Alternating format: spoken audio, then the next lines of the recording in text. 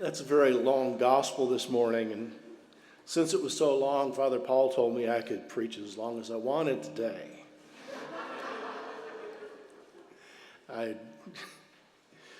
One of the things that you get when you have old retired priests and they don't preach every Sunday is they get up and they start talking, and my comment has been more than once, that was 3 of the best sermons I've ever heard. I will try to keep it to just 1 or 2. In this last week, I was listening to the radio, and they were relating a story of a man who was colorblind. He could see neither red nor green. And for Christmas, his family had arranged to buy glasses, special prescription glasses, so that he could see those colors once again. And they played the recording of him on Christmas morning receiving the glasses and putting them on. And he looked at the Christmas tree, red and green, and saw it for the first time in his life. He broke down and cried. We receive so much through our vision. We look at the world around us. We see the colors and all the things that are going on. We perceive the depths and the distances. And someone who is blind, who does not see that, doesn't get that full information to be able to function in this world as those of us who have sight. They struggle and they're challenged. They may be brilliant, but they have a hard time relating to what we see. In this morning's gospel, we have the story of Jesus going into a village, and somebody looks at him and says, "You see that blind guy over there? Who messed up? We want to know. Was it him? It was his parents. Why can't he see?" And Jesus says it wasn't his parents, it wasn't him. It was so that the glory and works of God might be revealed through him. And Jesus walks up to him, spits on the ground, smears some mud on his eyes and says, "Go and wash." And he does, and he receives his sight. And he comes back to the village, and he's looking around, and can you imagine seeing his hometown for the first time where he'd lived for all those years, seeing people that he'd talked to, his family, all those things. It must have been truly overwhelming, but he comes back into the village, and people start going, "Is that him? The one who's been sitting there begging for all these years? No, it can't be him. It's got to be someone who looks like him." They start to think in the senses of this world. They trust what they've seen in the past. And when they see what they see and it starts to confuse them, they start to discuss it amongst themselves. They start to rationalize what's going on.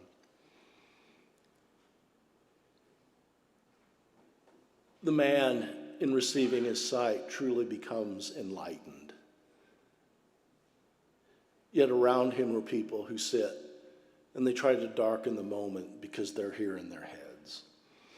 The great American songwriter and poet, Ray Wylie Hubbard, who some of us of a certain age may remember him for one song, Redneck Mother. He claims that he hates that song, except when he gets his royalty checks. He has written since then many songs, and some of them actually have some reasonable, if not awkward, theological, spiritual content. One of his albums was entitled A, Enlightenment, B, Endarkenment, a made-up word, poets get to do that. C, a hint, there is no C. It's either enlightenment or endarkenment. And those themes weave their way through this morning's gospel in a really wonderful way. You obviously have the enlightenment of the man born blind. His eyes are opened and he sees, and the light floods into his life. Really, physically, materially, this happens.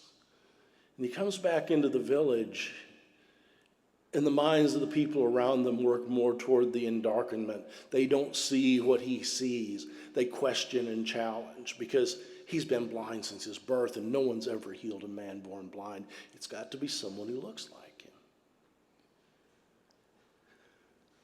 And then the Pharisees come in, and they see what has happened, and it happened on a Sabbath. And the Sabbath has its laws and rules. And giving this man his sight was a violation of the rules, living in the darkness the Pharisees are. And so they question, who healed you? Well, the funny thing is, this guy was blind when Jesus smeared the mud on his eyes. He has no idea who healed him. He'd heard about him. He went to him, but he couldn't identify him. A man named Jesus put mud on my eyes, and he told me to go and wash, and I went and washed. And I was blind, but now I can see. And the Pharisees get even darker. You are a sinner. How can you claim these things? And how can this man Jesus, who obviously did something he wasn't supposed to on the Sabbath, he's a sinner as well. You weren't born blind. You were just playing along. It was an act. So all I know is I was born blind, but this man named Jesus came. He put mud on my eyes, and I washed, and now I see. So they got the guy's parents and brought him in. Is this guy your son? Yes. Was he born blind? Yes. Who healed him? We don't know. They didn't want to get themselves in trouble. They kind of worked into that C area in between A and B. Not quite enlightenment, but certainly not in the full realm of endarkenment. And the story goes on back and forth.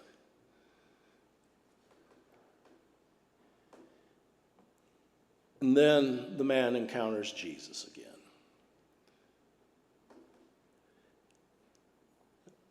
And Jesus looks at him, and he looks at Jesus and sees his salvation for the first time.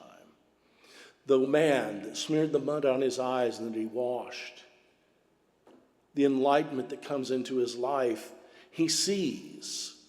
And the glory of God and his works in this world are revealed in that moment through the man in a truly unique way.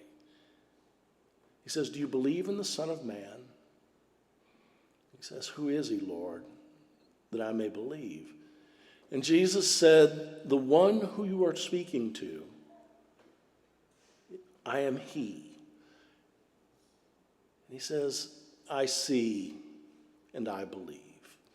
In that moment, that enlightenment that comes through all the material things of the world, all the things he's observed, focuses back on the true enlightenment, not just of the body, but of the soul, of the life that he's been given. He sees the glory of God working in him, and it is the glory of God that healed him and brought him to wholeness. What Jesus says at the beginning of the gospel, it's not about sin, it's not about sickness, it's about the glory of God being revealed in the world. Well, the Pharisees hear this, and they don't like it at all. He turns to them, and he says, I've come into the world to judge. He says, so that those who are blind may see. He shows that right there in that place.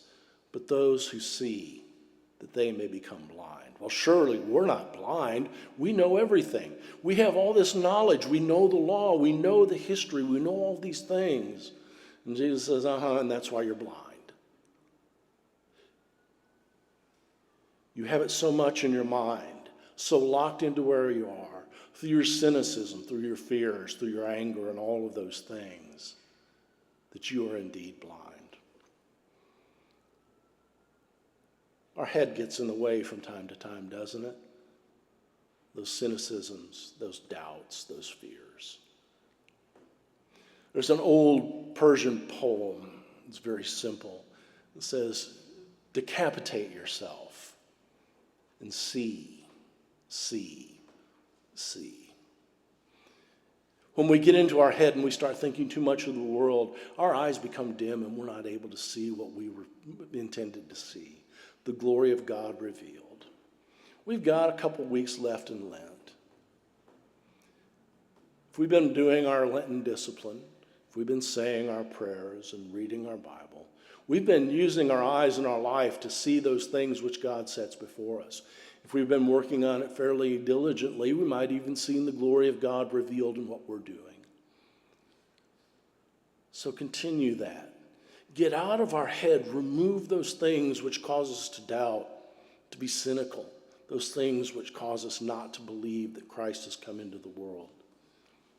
And allow the light of Christ to work in us and through us, that the glory of God might be revealed to us, but also work through us.